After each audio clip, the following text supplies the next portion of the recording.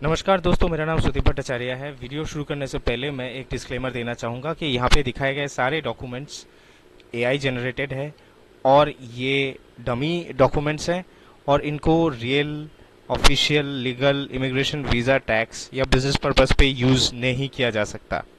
ये सारे dummy documents हैं। आज मैं आपको बताने जा रहा हूँ कि अगर आपके पास कोई valid US B1 B2 visa है तो उसके साथ आप कौन कौन सी कंट्री में विदाउट वीज़ा ट्रैवल कर सकते हैं। सबसे पहला जो कंट्री है वो है मेक्सिको।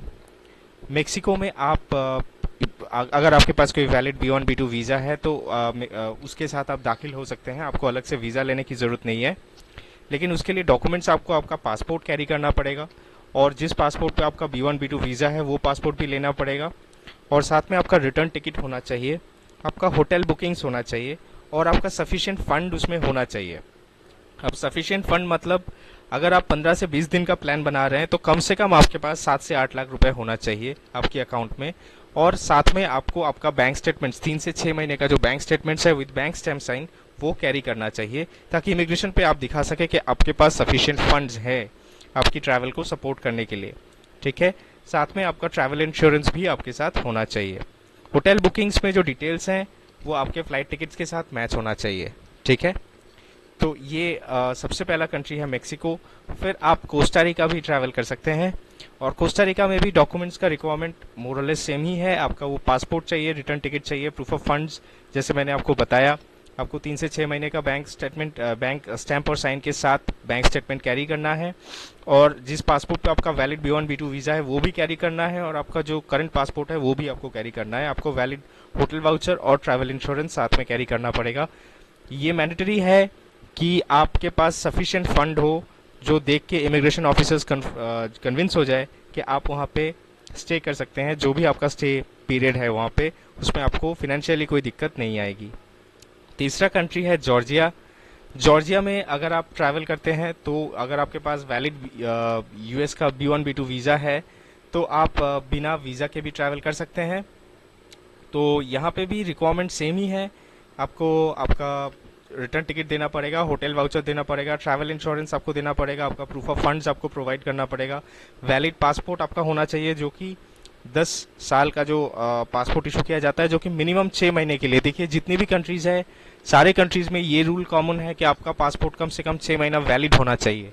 ठीक है, और हर पासपोर्ट पे आपका 2 खाली पेज होना चाहिए जिसमें वो लोग इमिग्रेशन स्टैंप कर सके। ठीक है, अगला कंट्री जो है वो है पनामा। पनामा, अगर आपके पास वैलिड B1 B2 वीज़ा है तो आप पनामा भी ट्रैवल कर सकते हैं। तो इसमें जो है आपका सिमिलर रिक्वायरमेंट्स है। पासपोर्ट्स आपके पास होना चाहिए, ओरिजिनल B1 B2 वीज़ा जिस पासपोर्ट पे है वो होना चाहिए आपके साथ, आपका रिटर्न टिकट होना चाहिए, होटल वाउचर और सफिशिएंट फंड आपके बैंक स्टेटमेंट में होना चाहिए और साथ में आपका ट्रैवल इंश्योरेंस भी होना चाहिए। जैसे मैं आपको बता रहा हूँ कि अगर आप 15 टू माफ़ कीजिएगा, अगर आप 15 टू 30 डेज के लिए ट्रैवल कर रहे हैं तो कम से कम आपके पास 7 से 8 लाख रुपए अगर हो तो वो सफिशिएंट हो सकता है। ठीक है, नेक्स्ट कंट्री जो आप ट्रैवल कर सकते हैं वो है फिलीपींस।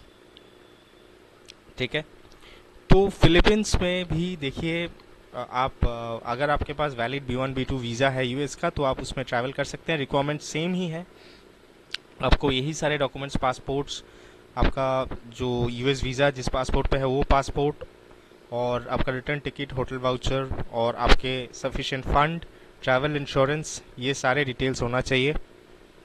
और जो अराइवल कार्ड हर कंट्री में घुसने से पहले भरना पड़ता है वो भी आपको भरना होगा। तो ये सारे डॉक्यूमेंट्स जो है अगर आपके पास है और अगर आपके पास वैलिड B1 B2 वीज़ा है तो आप ज़रूर जो है इसका मतलब एलिजिबल बनते हैं। लेकिन एक बात मैं आपको बता दूं कि इमिग्रेशन रूल्स बहुत रेगुलरली चेंज होते हैं। तो जो कुछ भी मैंने आपको बताया वो कोई ऐसा नहीं है कि हमेशा यही रूल रहेगा। कहीं भी ट्रैवल करने से पहले ज़रूर आप उस देश का जो ऑफिशियल वेबसाइट है, जो वीज़ा का वेबसाइट है, जो कॉन्सुलर पेजेस हैं और जो ऑफिशियल वीज़ा वेबसाइट है उसको ज़रूर कंसीडर करें और ज़रूरत पड़े तो एम्बेसी के साथ कांटेक्ट करके एक बार पता कर लीजिएगा कि अगर आपके पास वैलिड यूएस का B1 B2 वीज़ा है तो उसके साथ आप ट्रैवल कर सकते हैं या नहीं। आप हमसे भी कांटेक्ट कर सकते हैं। हमारा नंबर है 8100466003।